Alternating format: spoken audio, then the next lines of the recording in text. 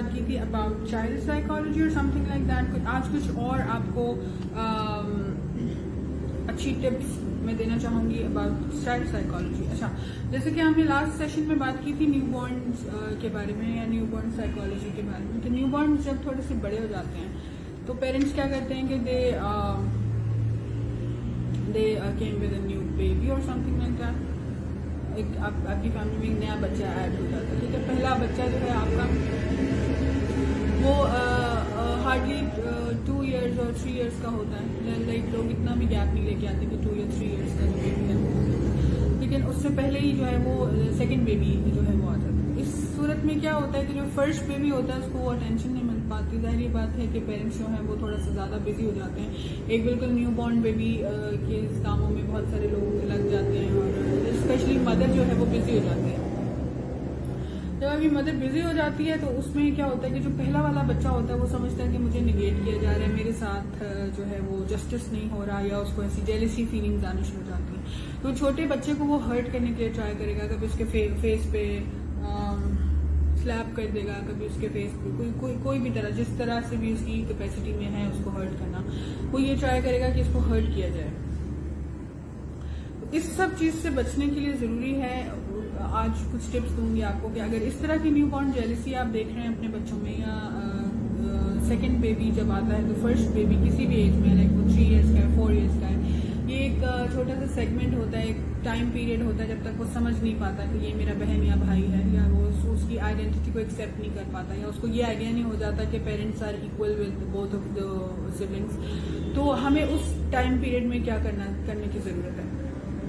एक तो पहली बात ये कि अगर आपका बच्चा इस एज में है कि वो प्री स्कूल में एनरोल आप उसको करा सकते हैं, तो उसको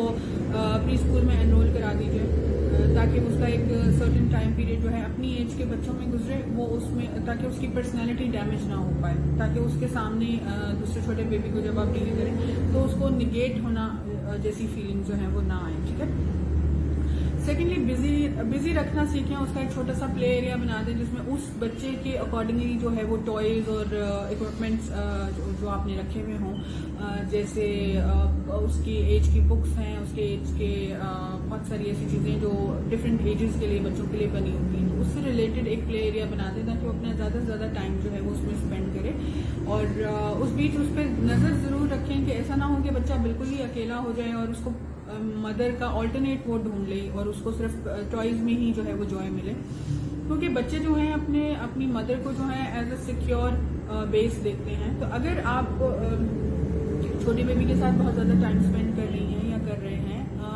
तो उसमें इस बात का भी ध्यान रखें कि अगर आपने बच्चे को प्ले एरिया में या स्कूल में बिजी किया हुआ है तो उसके साथ एक कुछ 10-15-20 मिनट की एक क्वालिटी जो है वो आर्ग्यूमेंट करें या कॉन्वर्सेशन करें। आर्ग्यूमेंट से मेरा मतलब ये क्वेश्चन आंसर करना उससे कि आपका दिन कैसा था, आपने ये किया, ये अच्छा था, ये नहीं किया, ये अच्छा था, आपको टीचर प्यार ज्यादा करती है या कौन,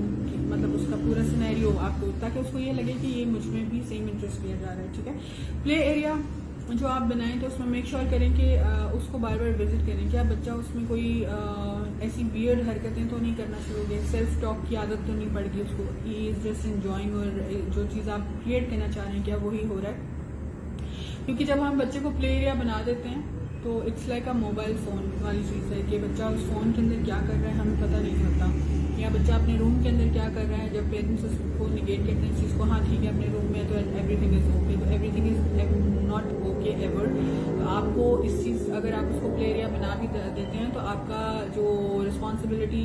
का जो एक चीज़ है वो ख़त्म नहीं हो जाती, आपको रिस्पॉन्सिबल तब भी रहना पड़ता है कि बच्चा एक्चुअली उस प्ले एरिया में क्या एक्टिविटी करे, ठीक है जी। Secondly tell them stories, story time होना चाहिए आपका। जो आपका छोटा बेबी है उसको उस टाइम पे वहाँ प्रेजेंट नहीं होना चाहिए, जो आपका फर्स्ट बेबी है ये उसकी बात हो रही है कि उसको स्टोरीज सुनाएं, और स्टोरीज ऐसी नहीं कि देयर वाज अ सुपरमैन और देयर वाज अ किंग और देयर वाज अ क्वीन और देयर वाज अ विच, ऐसी स्टोरीज नहीं, लेकिन देयर वाज अ बेबी जो उसकी अपनी स्टोरी हो कि आप उसमें उसको, उसका नाम ये था जो आपके बच्चे का नाम है, आप उसका सेम कैरेक्टर एक रखिए, और जो आपने उनको जैसे जैसे पाला है, जैसे जैसे आपने उनका ख्याल रखा है, जब जब जो उसके लिए कोई गिफ्ट लेके आया, टॉयज लेके आया, और फादर उसको कैसे प्यार करते हैं, मदर उसको कैसे प्यार करती हैं या करती थी या कर रही हैं, जब वो न्यू बॉर्न थे, तो हमें वही स्टोरीज उनको रिट्रीव करानी होती है, वही चीजें उनको सुनानी होती है, ताकि उनको ये फीलिंग रहे कि जो इस बेबी के साथ हो रहा है सेम चीजें जो हैं वो मेरे साथ भी सेम सर्टेन टाइम पीरियड में हुई हैं, ठीक है। और उसके बाद कुछ जैसे चाइल्डहुड के जो कुछ टॉयज पेरेंट्स ने संभाल के रखे होते हैं, कुछ फोटोज संभाल के रखे होते हैं, जैसे बच्चे फर्स्ट पेंटिंग करते हैं, फर्स्ट राइटिंग करते हैं, फर्स्ट वर्ड बोलते हैं, उनकी रिकॉर्डिंग्स होती हैं, तो आप वो सारी मेमोरीज जो है बच्चे के सामने रख सकते हैं, तो मेक इट श्योर कि बच्चा जो है वो नेगेटिविटी की तरफ ना जाए, क्योंकि इस टाइम पीरियड में बच्चों में बहुत अकेलापन आ जाता है, वो ट्राई करते हैं कि वो बहुत रेबेलियस हो जाते हैं, जिद करेंगे, स्ट्रबन हो जाएंगे, बहुत सारी ऐसी चीजें करेंगे, तो हमें इस सब चीज से बच्चे को बचाते हुए बहुत टेक्निकली दोनों बच्चों को डील करना होता है। जो तीसरा सबसे स्ट्रांग पॉइंट ये है कि जो आपका छोटा बेबी है उसके ऊपर अपने बड़े बेबी को एक तो अथॉरिटी दे दें, जैसे फॉर एग्जांपल मदर जो है छोटे बेबी का जैसे आपका फीडर बना रही है, कपड़े चेंज कर रही है या उसका डायपर चेंज कर रही है, ऐसी चीजें हुई, तो उसमें आप अपने बड़े बेबी की हेल्प लीजिए, वो बॉय है या गर्ल है इस वक्त हम इस चीज को मैटर नहीं कर रहे, ठीक है। फॉर एग्जांपल एक बड़ा बच्चा जो है आपका फर्स्ट बेबी बॉय है एंड सेकंड आपकी बेबी गर्ल है, तो आप उसे कहें चलें ठीक है आज हम क्या करेंगे कि हम इस बेबी गर्ल का जो है वो डायपर चेंज करेंगे, मैं इसका डायपर चेंज करूंगी, आपको इसको हेयर पिन्स लगा दो या आप इसके लिए वो लेके आओ, तो उससे बच्चे को फील होगा कि यस ये एक ऐसा प्रोजेक्ट है, ये एक ऐसी चीज है जिसमें मैं फुली इन्वॉल्व हूँ। उसको ये फील नहीं आएगी कि ठीक है तुम बाहर निकल जाओ, छोटी बेबी रो रही है, शोर नहीं करो, ऐसे नहीं करो, ये चीजें बच्चे को रिबेलियस बना देती हैं और उसके अंदर एक शुरू से एक ऐसी फीलिंग आ जाती है, उसको लगता है कि मेरे पेरेंट्स जो है छोटे बच्चे से ज्यादा प्यार करते हैं जबकि मुझसे, और इसका बदला वो सीधा सीधा उस बच्चे से लेता है, कभी मुंह पे तकिया रख देगा, कभी उसको मारने की कोशिश करेगा, बहुत सारी ऐसी चीजें, तो ये है। तो अथॉरिटी देना बच्चे को बहुत जरूरी है। दूसरी बात ये कि जब आपका छोटा बेबी आपके पास है तो उस वक्त जब दोनों बच्चे आपके पास हैं या 2 या 3 है जितनी भी हैं, तो जो फर्स्ट बेबी है जो निगेट फील कर सकता है, जिसके चांसेस हैं, उसको इनकरेज कीजिए, ठीक है, कि आप तो ज्यादा अच्छा, आपकी तो आवाज ज्यादा अच्छी है, आपके तो हेयर ज्यादा अच्छे हैं, इसके तो अच्छे नहीं है, तो वो आपको खुद ही बताएगा नहीं इसके भी हेयर अच्छे हैं, ये मेरी सिस्टर है या ये मेरा ब्रदर है। जब तक वो इस चीज तक नहीं पहुंच जाता उसको इनकरेज करने की बहुत जरूरत होती है, इससे बच्चों में बहुत ज्यादा एक कॉन्फिडेंट कैरेक्टर बिल्ड हो जाता है कि yes I am a personality और मेरी अथॉरिटी है और मुझे इनकरेज इसलिए किया जाता है कि I am the better one. तो जब तक ये फील उसको नहीं आएगी वो छोटे बच्चे को एक्सेप्ट नहीं करेगा, और जब तक वो एक्सेप्ट नहीं करेगा तो इस तरह के इश्यूज आते रहेंगे, डिस्क्रिमिनेशन होती रहेगी और परेशानी पेरेंट्स को भी होगी और सबसे ज्यादा उस बच्चे को होगी कि उसका मेंटल ग्रोथ रुक जाएगा क्योंकि वो कॉन्फिडेंट ही नहीं है अपने ही घर में, सिक्योर ही नहीं फील कर रहा। तो ये बहुत जरूरी कुछ टेक्निकल पॉइंट्स हैं। तीसरी बात ये है कि बी पॉजिटिव। अगर आप चाहते हैं कि आपका बच्चा पॉजिटिव एक पर्सनालिटी के साथ जो है वो बिल्डअप हो या ग्रो करे, तो उसके लिए पेरेंट्स को सबसे पहले पॉजिटिव रहना बहुत जरूरी है, ठीक है। पेरेंट्स को पॉजिटिव रहने की जरूरत ये इसलिए है कि अगर आपके जो भी झगड़े हैं, जो भी प्रॉब्लम्स हैं, जो भी फैमिली से रिलेटेड जो भी इश्यूज हैं, उनको एक बेडरूम के अंदर, एक रूम के अंदर या बच्चे से हट के उनको डिस्कस कीजिए। ऑब्वियसली हर पेरेंट्स के अंदर कुछ ना कुछ जो इश्यूज होते हैं, हर हस्बैंड वाइफ में कोई इश्यूज होते हैं, तो वो बच्चे को दिखाना जरूरी नहीं है। एक तो उसका इमोशनल डैमेज होता है, दूसरी बात ये कि उसको लगता है कि अगर घर में सिक्योरिटी नहीं है तो फिर कहाँ सिक्योरिटी। तो पॉजिटिव और उससे पहले आपको खुद पॉजिटिव होना जरूरी है,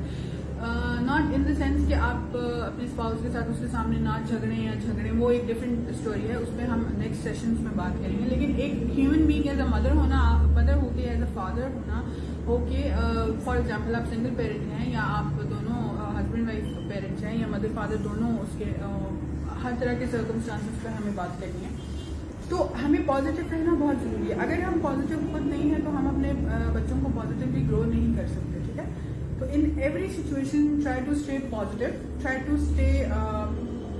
कन्फर्म्ड अबाउट योर पॉजिटिविटी, क्योंकि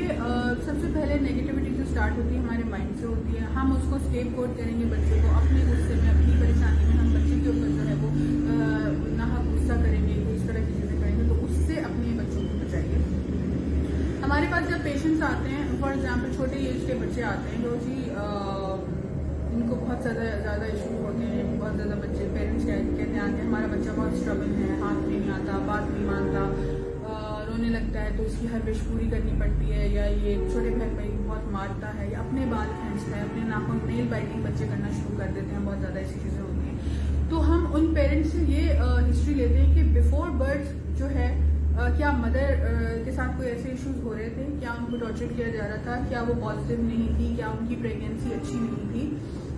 पॉजिटिव नहीं थी, क्या उसके ऊपर बहुत ज़्यादा स्ट्रेस था, इन लॉज, हस्बैंड, अपने पेरेंट्स या उनकी इंटरनल कुछ ऐसे इश्यूज थे, क्या मदर के साथ कोई मेंटल इश्यूज तो नहीं थे। हिस्ट्री क्या होती है हम वहाँ से लेना शुरू करते हैं। तो जब बिफोर बर्थ जो है बच्चा इस तरह के पेरेंट्स अगर इस तरह के इश्यूज से गुजर रहे हैं या मदर स्पेशली इस तरह के इश्यूज से गुजर रही है, तो ऑब्वियसली वो एक ऐसे बच्चे को दुनिया में लेके आ रही है या पेरेंट्स ऐसे बच्चे को ग्रो कर रहे हैं जो कि नहीं पॉजिटिव होना उसका पॉसिबल ही नहीं है, क्योंकि आप उसके साथ आपने ना बिफोर बर्थ उसको पॉजिटिव होने का चांस दिया है, ना आप आफ्टर बर्थ उसको जो है वो पॉजिटिव होने का चांस दे रहे हैं।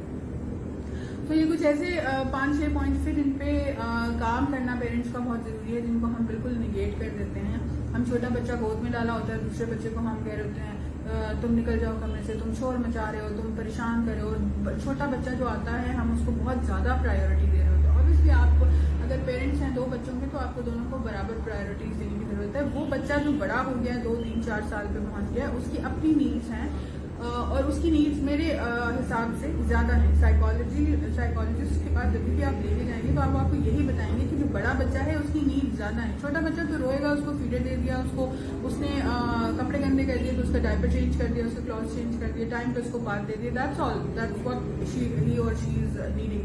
Eight the time of new born और समथिंग लाइक दैट। पर जो आपका बच्चा बड़ा हो रहा है, ग्रो कर रहा है, उसको ज्यादा मेंटल हेल्प की जरूरत है, उसको ज्यादा इंकरेजमेंट की जरूरत है। तो पेरेंट्स का टेक्निकल होना इस टाइम में बहुत जरूरी है। दोनों बच्चों की प्रायोरिटीज जो है वो डिफरेंट हैं, दोनों बच्चों को डिफरेंट तरह से ही प्रायोरिटाइज करना बहुत जरूरी है। तो इस बात को समझिए ताकि आपके बच्चे कम साइकोलॉजिस्ट के पास आए, ताकि और पेरेंट्स बच्चों के सबसे बेस्ट साइकोलॉजिस्ट होते हैं। नो मैटर कि आपका बच्चा डिफिकल्ट नेचर के साथ पैदा हुआ है या वो डिफिकल्ट है, नो मैटर कि आपका बच्चा जो इनसिक्योर है, पेरेंट्स अपना वार्मथ देके उसको सिक्योर बना सकते हैं। So thank you very much for listening